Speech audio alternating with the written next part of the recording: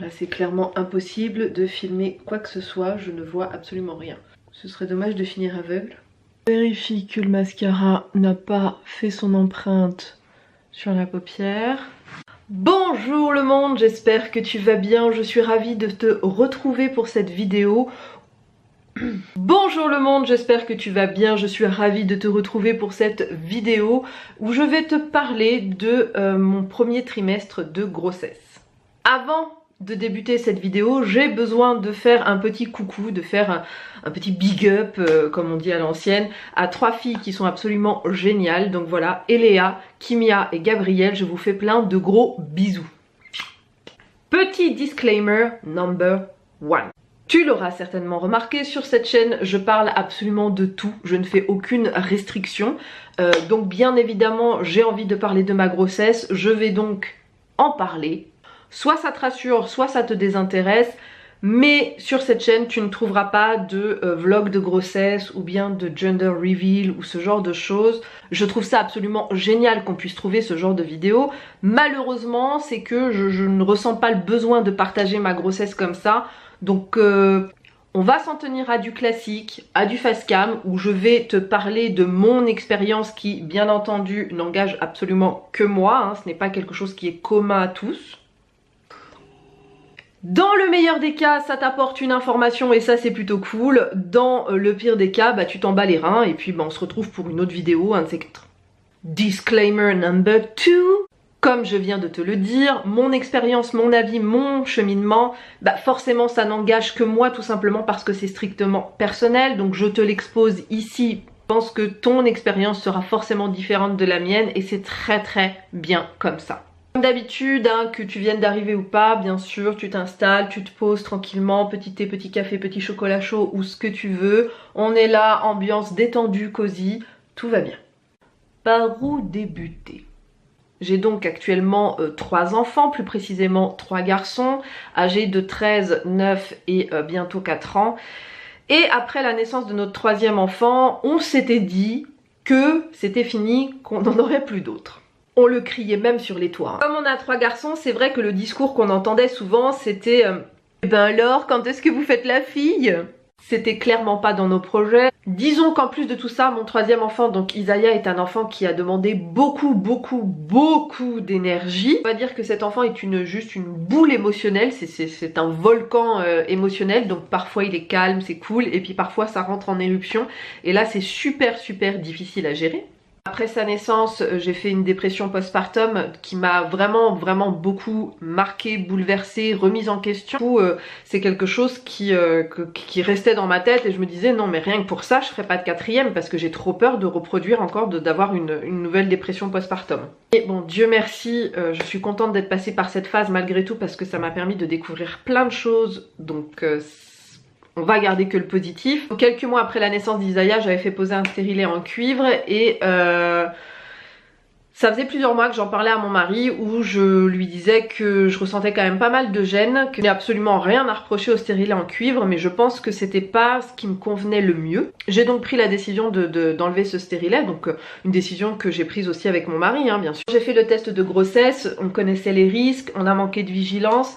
On a déjà eu 3 enfants en amont, donc à vrai dire le test en lui-même, la découverte du test positif n'a pas été une grande surprise, on s'en doutait un petit peu. Maintenant c'est vrai que les conditions de vie actuellement c'est vraiment des conditions très particulières puisque je suis en reconversion professionnelle. Moi je m'étais déjà fixé mon petit plan tranquille, je vais faire comme ci, comme ça, machin, enfin j'avais déjà mon organisation de fête limite. D'autant qu'il y avait plein de questions que je m'étais pas posées, notamment au niveau assurance maladie pour les indépendants, c'était quelque chose que j'avais pas envisagé. Je me disais bon on verra comment ça se goupille.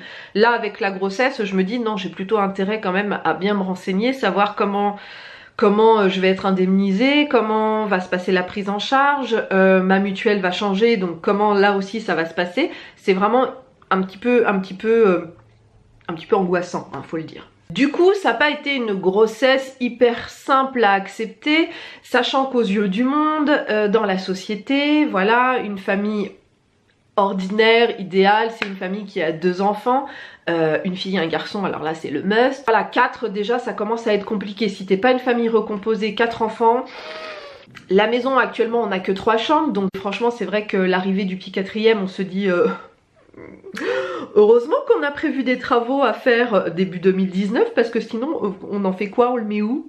Encore une fois, le temps de Dieu n'est pas le tien, hein, tu vois, donc lui il sait parfaitement les choses, mais toi t'es un peu dans le flou artistique. De toute façon je suis déjà dans la rivière, autant suivre le courant, hein, ne pas se débattre. Ça n'a pas été une grossesse très facile à accepter, mais bon quoi qu'il arrive on l'a accepté. L'annonce à nos enfants, à nos fils, s'est passé... c'est très bien passé. Ils ont été un peu surpris parce que, encore une fois, étant donné qu'on disait, qu'on criait à corps et à cri que nous ne voulions pas de 4e enfant, que nous étions assez fatigués comme ça, que le temps on ne fait que courir après. Tout le monde, même dans notre entourage, je pense que tout le monde a été un petit peu surpris. Bon, je le répète, hein, nous les premiers. Au niveau suivi de grossesse, j'ai été vraiment assez surprise parce que je crois que c'est la première fois, encore une fois, c'est ma 4e grossesse. J'ai jamais vu aussi peu de suivi, mais vraiment, j'ai mis un temps fou à obtenir un rendez-vous chez la sage-femme. Heureusement, l'échographie, j'ai pu la faire dans les temps, tout ça, et il n'y a pas eu de... Enfin voilà, il n'y a aucun problème révélé ou quoi que ce soit. J'ai passé les tests de trisomie, ça j'ai pas les résultats, mais... c'est le docteur qui a prescrit la prise de sang qui a les résultats. Comme il m'a pas appelé, je suppute que tout va bien à ce niveau-là. Globalement, tout s'est très bien passé au niveau de l'évolution de la grossesse, mais c'est plus le suivi qui a été vachement en dents de scie, où je crois que j'ai vu 3 médecins généralistes en tout. Il n'y a aucun qui m'a consulté ni même pris ma tension, rien. Mais le premier rendez-vous avec la sage-femme, c'est vraiment... alors ça, c'est à titre personnel, ça encore, voilà. Moi, personnellement, je préfère être suivie par une sage-femme libérale. Mais ça, après, chacun fait comme il veut. Moi, en tout cas, ça m'a plutôt bien réussi jusqu'à présent. Et mon premier rendez-vous s'est super bien passé. Ah oui, petit truc aussi qui m'angoisse un petit peu, c'est le poids, la prise de poids. Pour beaucoup, ça va être un sujet qui est très futile. Ça paraît logique, t'es enceinte, tu prends du poids... Pour moi c'est un peu moins fastoche, tout simplement parce que j'ai l'habitude de prendre à peu près 20 kilos par grossesse, en plus de faire du diabète gestationnel, donc génial. J'ai 38 ans, hein, je vais sur mes 39, donc tout ça fait que je suis pas sereine au niveau du poids qui va être pris durant cette grossesse.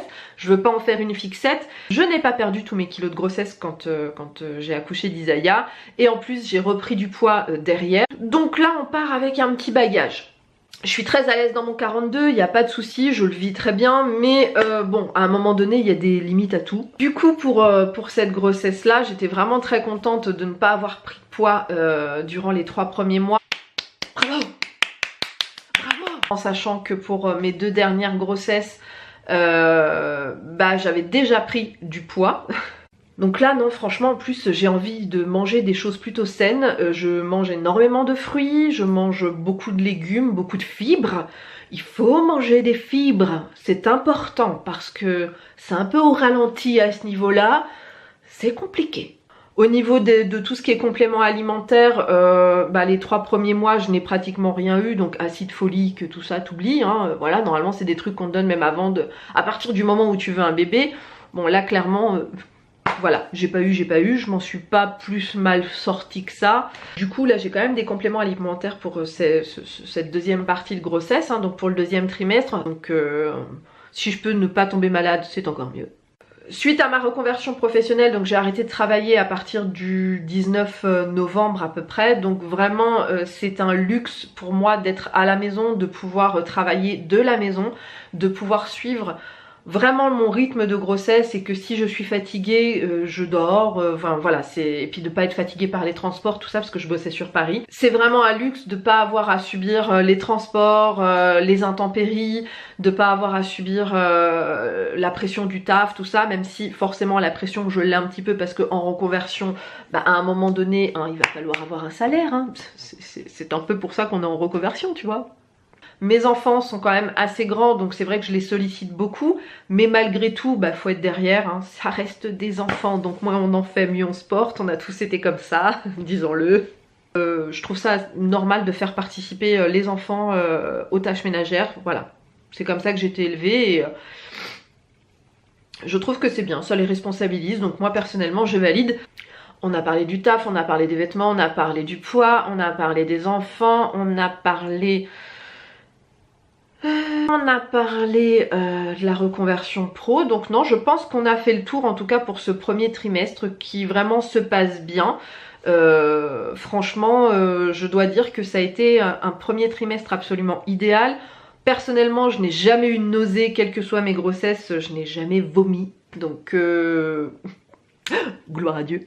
J'ai ressenti un petit peu de fatigue, je sens que quand je vais un peu trop vite pour faire quelque chose ou quoi que ce soit aussi, je suis très essoufflée, mais ça, pareil, c'est des choses que j'ai connues pour mes précédentes grossesses, donc qui m'étonnent pas trop. Là, le seul truc vraiment handicapant, on va rentrer dans du glamour et du sexy, mais c'est la constipation et les hémorroïdes qui sont déjà bien présents. Quand tu arrives à la 4e grossesse, dis-toi que voilà, hein, le mythe de la grossesse, où celle-là c'est magnifique, c'est merveilleux, t'en as déjà mangé, hein, t'as déjà eu des revers de médaille, donc c'est la réalité, hein, c'est comme ça, c'est pas d'illusion. Donc non, honnêtement, même si c'était pas à la base une grossesse qui était envisagée, je préfère dire envisagée que désirée parce que voilà, l'enfant est désiré. Soyons bien clairs, cet enfant est désiré. Et voilà, cette vidéo est finie, je te remercie de l'avoir regardée, je te fais plein de gros bisous. Je te dis sois richement béni et à la prochaine, bye.